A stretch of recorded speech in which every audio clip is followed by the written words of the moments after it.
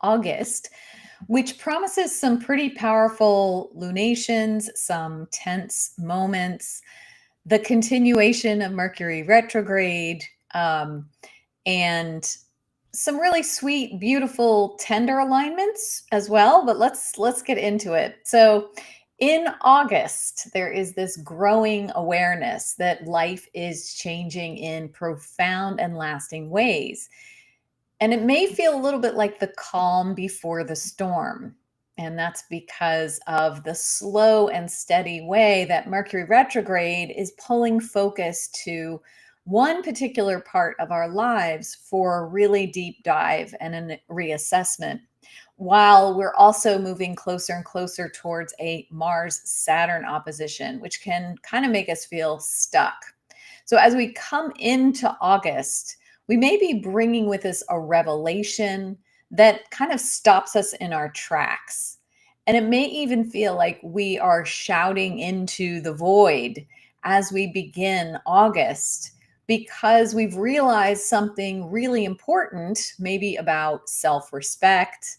Maybe we've received some important news that kind of demands we become more visible or take on a larger leadership role.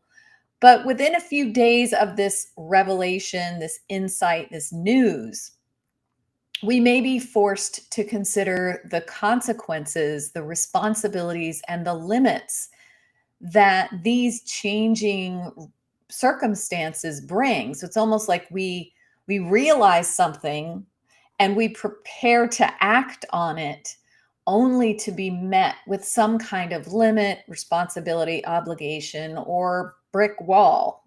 And that may be the moment, and this is really just the first 10 days of August, that we have to accept a temporary imbalance to move forward. We have to just accept that we can only reach so far in toward our goals, that we're not necessarily going to have quite as much of a free directed run in this new direction, that there has to be a structure, a boundary, a limit around our efforts to contain kind of the enormity of what is changing. So I'm trying to blend a lot of different archetypes as I'm talking because this is such a big moment, a big shift. So this may be the feeling of Mars opposing Saturn in the signs of Libra and Aries until August 8th. And then Mercury retrograde preparing to station direct on August 11th. And right smack in the middle of those two things, we have an Aquarius full moon.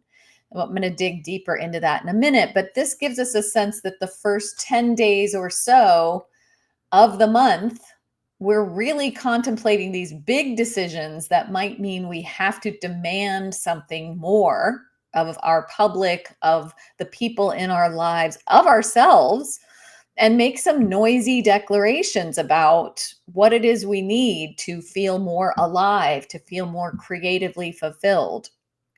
And we may need time to shine a light on what is malfunctioning or getting in the way of that. And this could be a societal thing.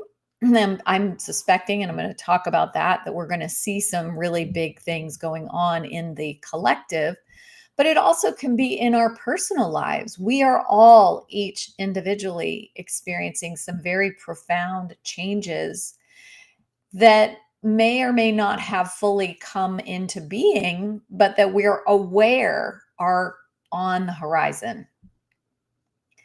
So the cool thing is that we come through what might be a little bit of a tricky time in that August, I'm going to say the first 10 days, 11 days of August, but certainly August 8 to August 11.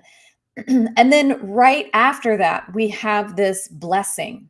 We have this incredible stroke of luck and support with Venus in Cancer conjoining Jupiter in Cancer. So it may be that it turns out the limit we thought we were was being reached, or the blockage or obstacle that was in our way was actually a blessing in disguise. It may be that we just had to reframe our perspective and pivot And then once we redirect our efforts towards the evolution or revolution or love consciousness revolution, is kind of what I like to think of, we start to really pick up speed and it becomes much smoother sailing moving forward.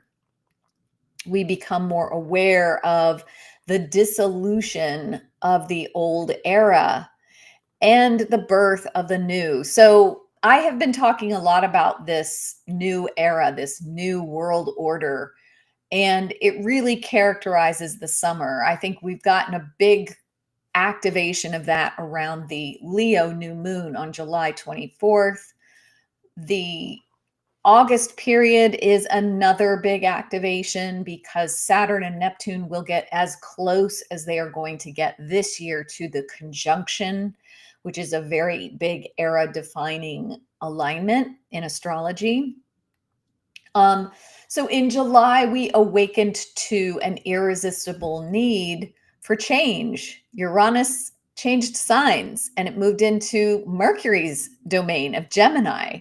So things have probably felt a little bit more hectic or harder to get your arms around, or maybe your mind is just on overdrive, depending on what it's activating in your natal chart. But for all of us, we have certainly felt the headlines reaching this this kind of crazy moment. Like, can you believe this is happening kind of moment? In particular, we're talking about American politics or American media. So we may have gotten this kind of awakening. Something is popping in a part of our lives that feels refreshed, a little hectic, a little, maybe a little chaotic, but also electric and exciting. One thing about the Uranus in Gemini shift July 7th, now this is something we're still experiencing. We're going to continue to experience until November 7th of this year. And then again, April of 2026, moving forward for 7 years. So we're getting a little bit of a taste of what this is. What's interesting is that we're getting this Uranus ingress into Mercury's sign as Mercury is retrograding. And so it deepens our awareness of this weird moment that we're in. It feels a little like a wormhole of the bizarre, I don't know how else to put it, like crazy things that may feel serendipitous and odd. Now, it may also feel personally like you cannot get your head around what's changing in your life just yet, that things just feel a little bit outside the realm of reality. It may feel even unreal. It may also feel like you can't think through it enough, that you just need quiet time, that you just need time to sit with your thoughts. And even when you sit with your thoughts, you may still be looping. And this is Mercury retrograde, but it's Mercury retrograde ruling the new Uranus ingress into Gemini. So that's a little bit of a digression there, but I just want to mention that this was something coming online for us in July. It continues in August. The difference is that loop, getting stuck in that loop of reassessment, maybe being paralyzed by a sense of overwhelm or even unable to launch forward. That may have characterized July, feeling like hurry up and wait kind of energy. And in August, we may make up our minds and really confront our fears about what's changing. We do the scary thing, or where the scary thing comes into our, right in front of us. And we are kind of forced to like reckon with that. And I'm speaking through Mars opposite Saturn in this case. And then Mars quickly trining Pluto, which happens right around that August 8th through the 12th, 11th. The collective is waking up in August. We have a full moon in Aquarius. There may be efforts to even out a power imbalance and reckon with injustice.